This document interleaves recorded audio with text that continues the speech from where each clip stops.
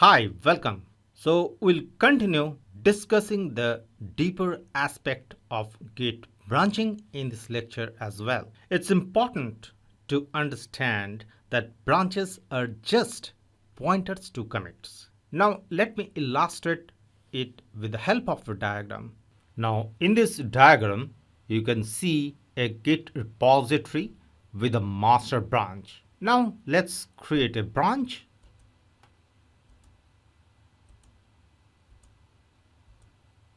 And this is a feature branch and it has a single commit B0 as you can see over here. When you create a branch, all Git needs to do is create a new pointer. It doesn't change the repository in any other way.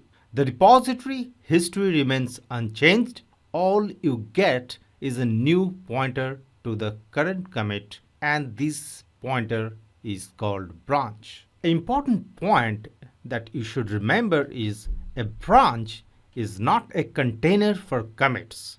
Now, when you are on the master branch, the head points to the C3 commit as you can see in the growing and shrinking circle, and when you do a checkout on the feature branch, the head points to the B0 commit.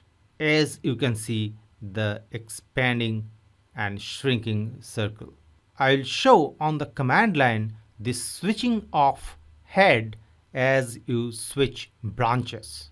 Okay, so right now we are in the demo branching and we'll just modify few files and do a few commits. Let's do an ls to check the files we are having. So let's modify the file humans.txt. So I'm using the Vim editor.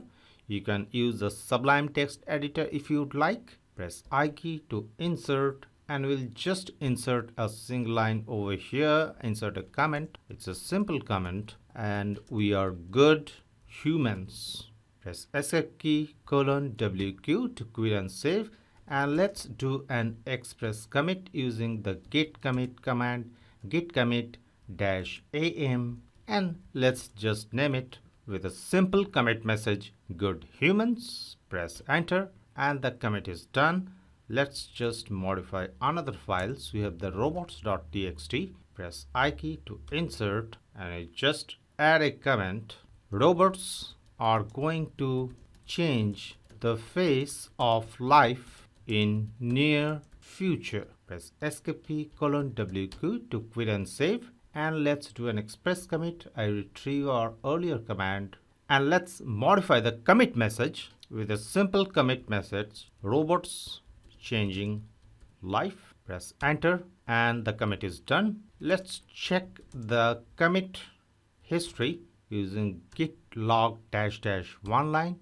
Press enter and we have just few simple commits over here. So let's now create a new branch using git checkout -b. So in this we actually create a branch in a single step and switch to the same branch in the same command. So -b and then let's name it new branch -1. Now when I'm issuing this particular command, it means that actually I'm creating this new branch relative to the master branch. So the command will work exactly same if I add master to this command.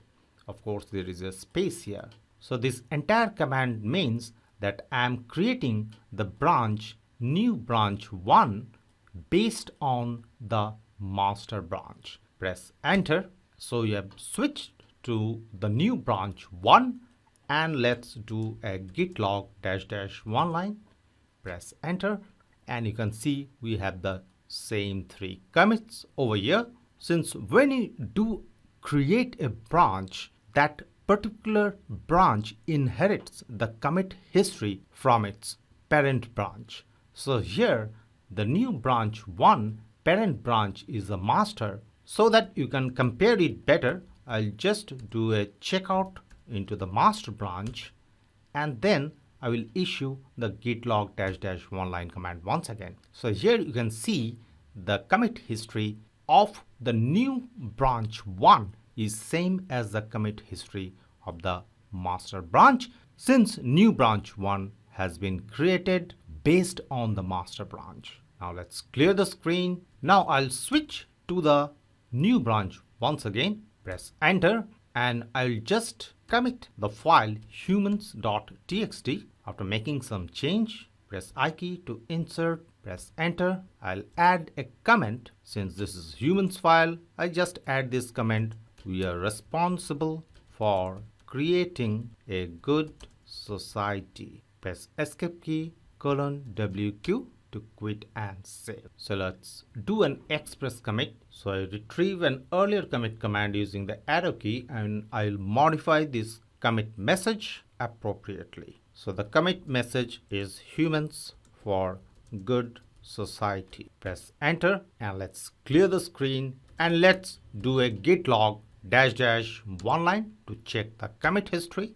And here you can see we have humans for good society, the last known commit for new branch 1. Now I'll do a checkout to the master branch, press enter, and I've switched to master.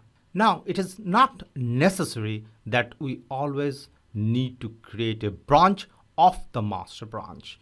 We can always create a branch based off any other branch. It can be master or it can be any XYZ branch. So right now I'll create a branch based on the new branch 1. So I'll use the git checkout command once again. So git checkout -b new branch 2, and this will be based on the new branch 1. Let's press enter, and I've switched to new branch 2. And let me now do a git log -- one line to see the effect of creating new branch 2 based on new branch 1. Press enter, and here you go. As you can see over here, the commit history for new branch 2 is exactly same as that for new branch 1, because new branch 2 has been created based on new branch 1 as per this command. So far I have been using this command for git log, which is git log -- one line, and it was providing us more or less a flat commit history, as you can see over here. However, we can get richer information with greater details if we use the command git log -- one line -- decorate -- graph -all. Press enter, and here you are. So you can relate this commit ID over here. You can relate this one too, and you can relate this commit ID as well. However, when I add these additional options, as you can see over here, decorate, graph, and all, then I get the branch information depicted over here. So you can see the branch based on this commit ID as I depict using the line over here. And not only that, I created some separate branch, new test branch and a test branch, which I did not show in the video. So these branches are also depicted over here. Now you are in the master branch, and the head points to this commit ID, and master branch and test branch points to the same commit ID. Now if I switch to new branch 1, the head also will switch, as you will see right now. So let me execute git log once again, and now I'm in the new branch, and you can see over here the head switches from this commit ID to this commit ID, and you can see the head is at this commit ID and points to both new branch 1 and new branch 2.